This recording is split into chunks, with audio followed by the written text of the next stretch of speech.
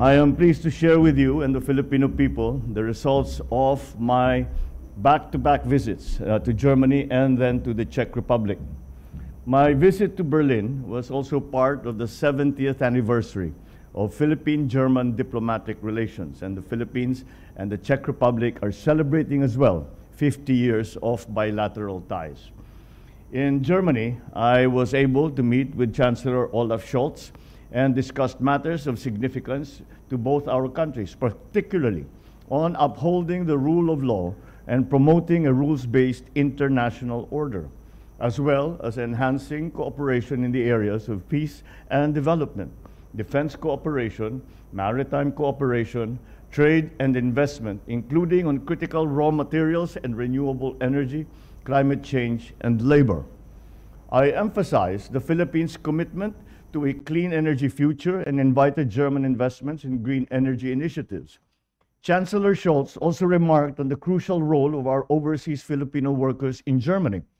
And once again, we highlighted their contributions to the economy and to the society of Germany. In the Czech Republic, I met with the heads of the Czech government, President Petr Pavel and Prime Minister Petr Fiala, and the heads of the Czech Parliament, Senate President Milos Vystrčil and Speaker of the Chamber of Deputies Markéta Pekarová Adamová.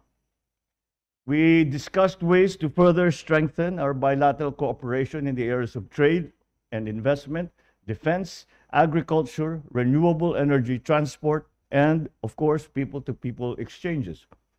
I underscored the Philippines' remarkable economic performance and invited Czech businesses to invest in the areas of IT BPM, electronics manufacturing, food and agriculture, and automotive and electric vehicle manufacturing, amongst other things.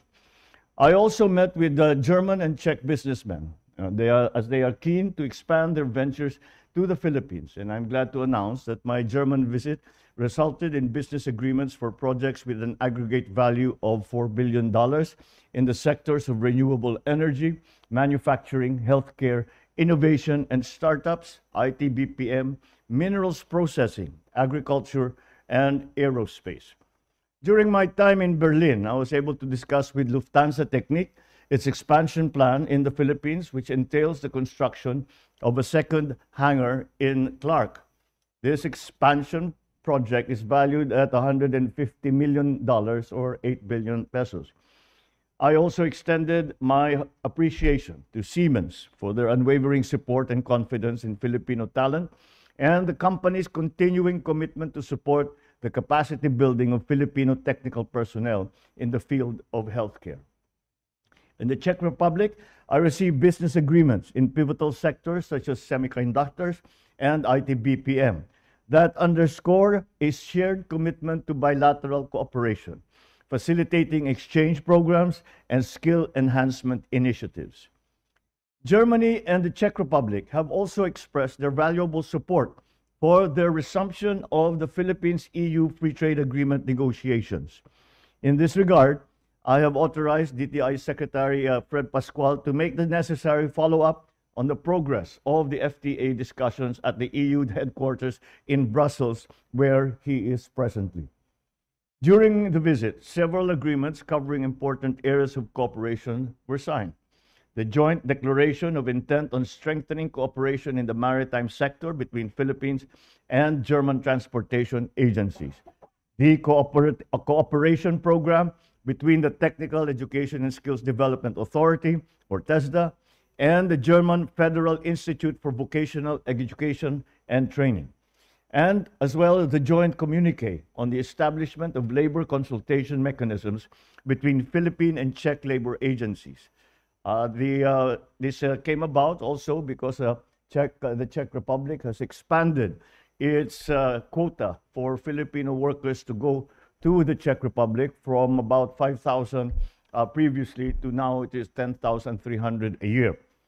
And finally, I had the honor, of course, of hosting and addressing our kababayans in separate events in Berlin and in Prague. There are more than 35,000 Filipinos in Germany and around 7,000 in the Czech Republic. And I reassured our countrymen of this government's unwavering commitment to creating more job opportunities and improving our economy, ensuring that they can return home to the Philippines and earn a livelihood without having to sacrifice their time with their loved ones. Overall, I am confident that these visits to Germany and the Czech Republic have strengthened our bonds with these two countries in Central Europe and created opportunities for cooperation and prosperity.